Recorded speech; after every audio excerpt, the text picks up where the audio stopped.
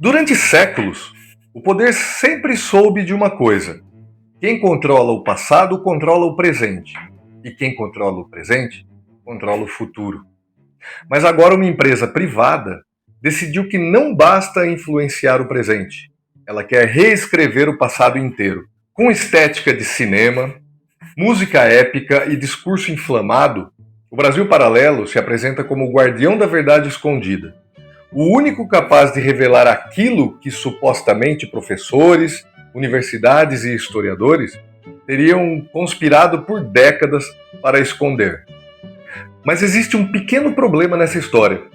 O Brasil Paralelo não é uma universidade, não é um centro de pesquisa, não é uma instituição neutra. É uma empresa. Uma empresa com financiadores, com interesses, com um projeto muito claro de poder. E a pergunta que ninguém quer que você faça é por que eles estão contando essa história? Quem financia? O que eles escondem? E principalmente, o que eles ganham quando você acredita? Hoje, você não vai ver a versão deles. Você vai ver a história do Brasil Paralelo. A história que o Brasil Paralelo não quer que você conheça. Então, saca só a história.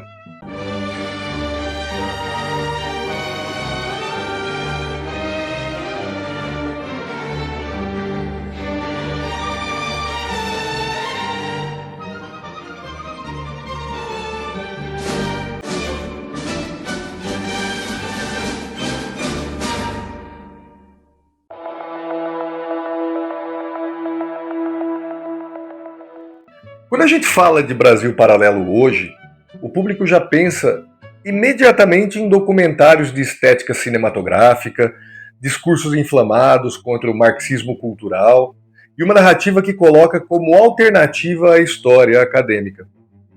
Mas antes de tudo isso explodir, antes dos milhões de inscritos, antes de ser a maior plataforma conservadora do país, o Brasil Paralelo era apenas uma ideia de um grupo relativamente pequeno de jovens empresários gaúchos que acreditavam ter uma missão: resgatar o Brasil daquilo que eles chamavam de hegemonia da esquerda.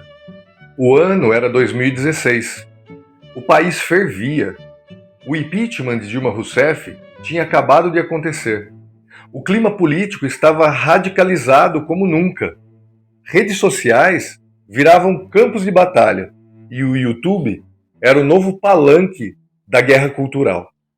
Nesse cenário, três nomes ganharam destaque: Henrique Viana, Felipe Valerim e Lucas Ferrugem. Jovens empresários com forte trânsito no meio liberal conservador do Rio Grande do Sul. Eles não eram historiadores, cientistas sociais, filósofos, eram gestores, empreendedores e comunicadores. E decidiram por conta própria que a história do Brasil precisava ser corrigida. Esses primeiros passos são importantes porque revelam desde cedo o DNA ideológico do Brasil Paralelo. O Brasil Paralelo não nasce como um esforço acadêmico, nem como uma plataforma de educação. Ele nasce como um projeto político, construído dentro do caldo da ascensão da direita brasileira pós-2013, embalado por páginas de Facebook, conservadores e movimentos liberais como o MBL, Estudantes pela Liberdade e Instituto Millennium. Não era segredo e nunca foi. A pauta era clara: combater aquilo que chamavam de doutrinação, produzir conteúdo com estética hollywoodiana e vender a ideia de que existia uma verdade proibida sobre o Brasil, que os historiadores oficiais te escondiam. E aí entra um ponto fundamental: a escolha estética.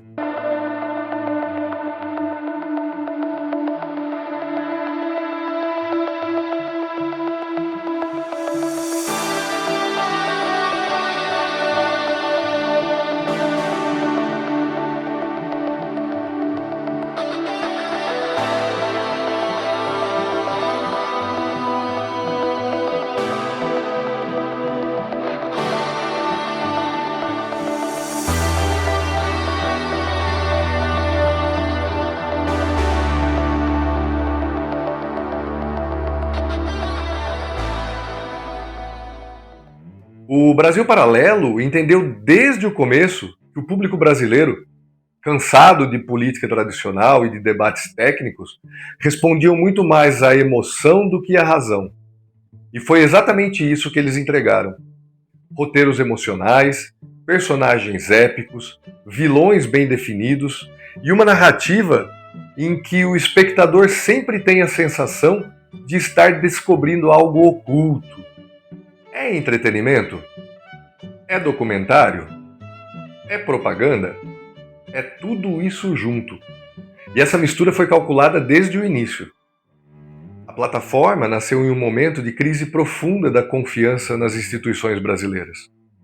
Era o ambiente perfeito para alguém se colocar como voz independente e alternativa ao que chamavam de establishment. O que começou como uma startup ideológica virou um império de mídia. E como todo império, eles têm patrocinadores, interesses, objetivos e uma versão de passado cuidadosamente construída.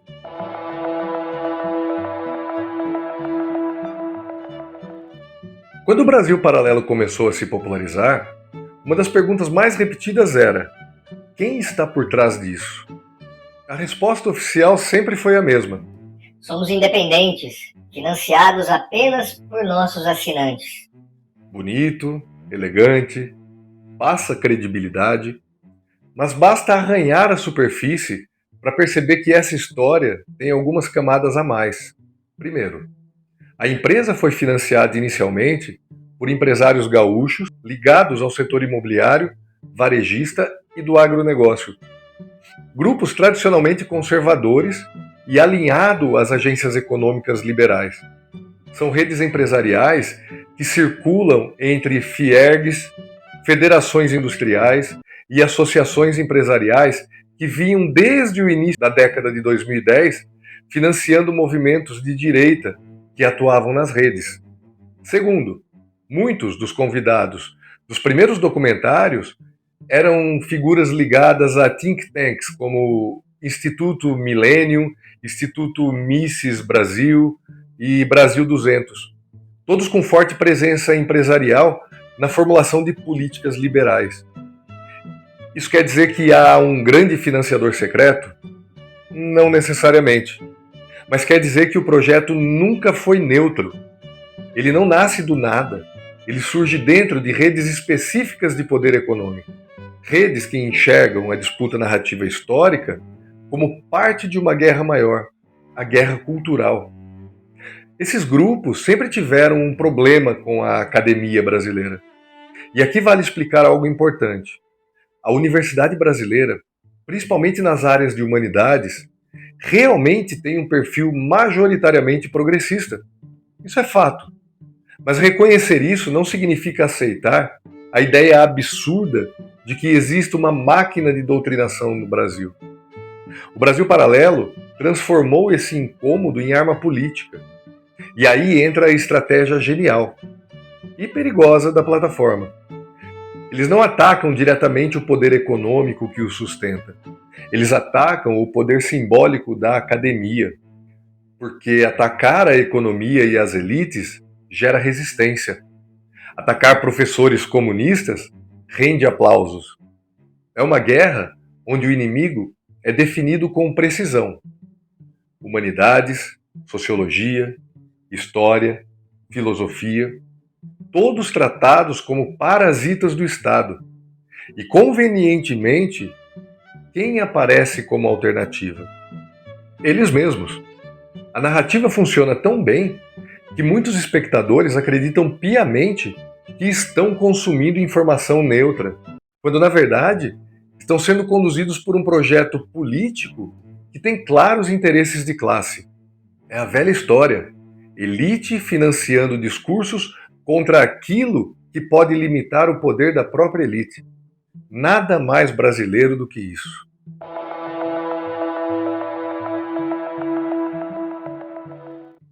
A grande sacada do Brasil Paralelo não está no conteúdo político, está no método ou na falta dele. Os documentários da plataforma seguem uma estrutura muito específica, quase sempre igual. E é essa fórmula que transforma a opinião ideológica em aparência de rigor histórico. Funciona assim. Primeiro, escolhe-se um vilão claro. Quase sempre alguém ou algo que represente a esquerda, o Estado ou qualquer ator que ameace o poder econômico tradicional. 2. Selecionam-se especialistas alinhados ideologicamente. Não importa se são minoritários na academia, aliás, quanto mais minoritários, melhor, porque isso reforça a narrativa de verdades escondidas. 3. Edita-se a fala para construir uma narrativa épica. O espectador nunca vê debate, contraponto ou divergência. Só vê reforço da mesma linha argumentativa. 4. Mistura-se história rigorosa com opinião pessoal e metáforas emocionais. Um historiador sério, explicando a economia do século XIX, é colocado ao lado de um comentarista indignado, falando de corrupção atual. Isso cria uma falsa equivalência, um anacronismo que manipula o público. 5. Constrói-se um arco dramático. Quase como um filme da Marvel, tem heróis, traidores, clímax, destruição e redenção final. E como em todo bom épico, o herói final é sempre o mesmo. A própria plataforma, o Brasil paralelo, os defensores da verdade.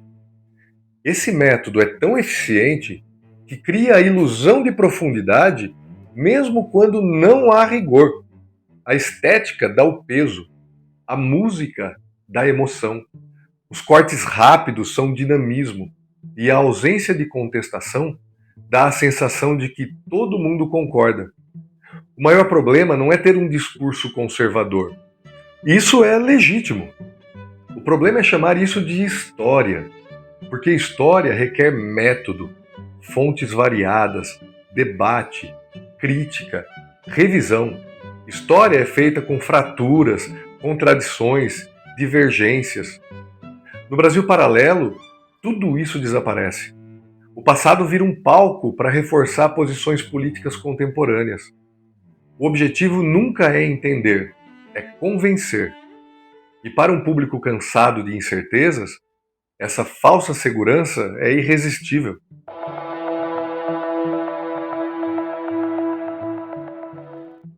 Chegamos ao ponto mais importante do vídeo. Por que isso tudo importa? Por que discutir o Brasil paralelo é tão essencial para quem, assim como eu, ensina história ou pesquisa história e acredita na importância da memória nacional? A resposta é simples. Porque o Brasil paralelo se tornou, para milhões de brasileiros, a principal fonte de informação histórica. Isso não seria necessariamente ruim se estivéssemos falando de uma plataforma séria, comprometida com o rigor e com o debate acadêmico. Mas estamos falando de um projeto que se apresenta como antídoto à universidade. E isso tem consequências profundas. Primeiro, cria-se a ilusão de que existem duas histórias, a oficial e a alternativa. E isso é uma armadilha. Não existem duas histórias. Existe método histórico e existe propaganda. Segundo, reforça-se um sentimento perigoso de que tudo o que vem da academia é manipulado, enviesado ou comunista. Isso corrói a confiança nas instituições educacionais, nos pesquisadores e até nos professores da educação básica, que viram alvos frequentes de ataques injustos. Terceiro, a plataforma cria cidadãos que não querem aprender, querem confirmar aquilo que já acreditam. É o oposto da educação. E, infelizmente, é o que mais engaja. Quarto, ao simplificar o passado, o Brasil paralelo impede que o público entenda o presente. Se o Brasil é explicado como uma eterna luta entre heróis e inimigos internos, como esperar que alguém compreenda fenômenos complexos como desigualdade, escravidão, formação de Estado, golpes políticos, ditaduras e movimentos populares? O risco final é que, no fim das contas, o Brasil paralelo ajuda a criar um país incapaz de olhar para si mesmo com maturidade. O passado acaba virando arma, o conhecimento vira munição, e a história vira um campo de batalha onde o que importa não é o que aconteceu, mas o que dá mais likes. E é por isso que precisamos falar, ensinar, debater e mostrar que a história verdadeira, aquela que se constrói com método, crítica e humildade, é justamente o oposto das narrativas fabricadas. Ela é cheia de dúvidas, contradições e debates. E é aí que mora sua força. Porque só uma sociedade capaz de enfrentar sua própria complexidade pode construir um futuro que faça sentido. Se a gente deixar que a história vire propaganda, perdemos o país duas vezes, no passado e no futuro.